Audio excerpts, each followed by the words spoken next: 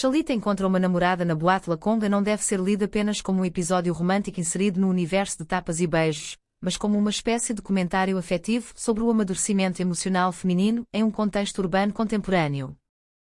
onde o amor não surge mais como promessa de completude, e sim como espaço de negociação interna entre desejo, medo e autonomia. A boate Lakonga funciona simbolicamente como um território liminar, um lugar onde as personagens abandonam temporariamente seus papéis sociais bem definidos e se permitem existir de forma mais instintiva, mais vulnerável.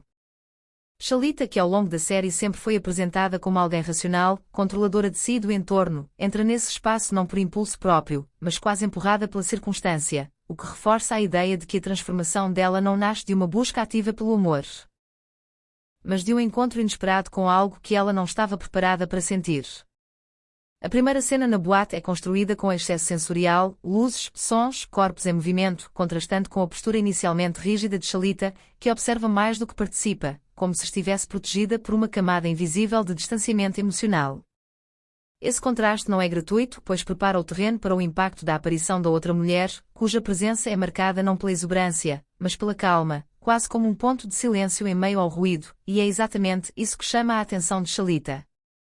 A troca de olhares funciona como um corte narrativo interno, um momento em que o tempo subjetivo da personagem se expande, algo muito comum no cinema romântico, mas aqui tratado com contenção, sem música exaltada ou gestos grandiosos, reforçando a estética de intimidade cotidiana que Tapas e Beijos sempre privilegiou. O diálogo inicial entre as duas não avança rapidamente para o flerte explícito, e essa escolha narrativa é fundamental para o tema central, pois desloca o foco do desejo imediato para o reconhecimento mútuo, para a sensação de ser vista e ouvida. Algo que Shalita claramente não experimentava havia muito tempo. Em termos de análise de cena, é interessante notar como o enquadramento tende a aproximar os rostos gradualmente, reduzindo o espaço entre elas conforme a conversa avança, criando uma sensação visual de aproximação emocional que antecede qualquer contato físico. A boate, que poderia facilmente cair em estereótipos de libertação sexual ou excesso, é retratada como um espaço humano, imperfeito e até um pouco desconfortável, refletindo o estado interno da protagonista. Comparando com outros momentos da série, essa cena se destaca por não buscar o humor imediato, optando por uma delicadeza quase melancólica, o que sinaliza uma mudança de tom proposital. Do ponto de vista temático, Shalita encontra uma namorada não fala apenas sobre um relacionamento entre duas mulheres, mas sobre a quebra de um padrão interno de auto-isolamento. A narrativa evita transformar essa descoberta em um marco identitário didático, tratando-a como algo orgânico, parte do fluxo da vida, o que confere maturidade ao texto e evita armadilhas moralizantes.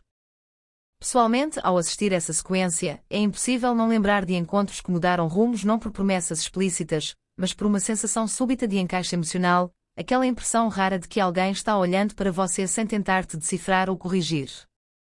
A continuação do relacionamento fora da boate reforça esse tom, com cenas aparentemente banais como cafés, caminhadas e conversas silenciosas sendo carregadas de significado, mostrando que o verdadeiro conflito não está na aceitação externa, mas na negociação interna de Shalita com seus próprios medos. Em comparação com romances tradicionais do audiovisual brasileiro, essa história se destaca por recusar o drama espetacular, apostando em microtransformações, em escolhas diárias e em silêncios que dizem tanto quanto diálogos. Shalita não se torna outra pessoa, ela apenas relaxa certas defesas, e é nesse gesto pequeno que reside a força do arco narrativo. Tapas e Beijos, ao permitir esse desvio mais introspectivo, mostra que ainda é possível falar de amor adulto na televisão sem recorrer a clichês desgastados, e Shalita encontra uma namorada na boate Lakonga se firma como um dos momentos mais sensíveis e honestos dessa proposta.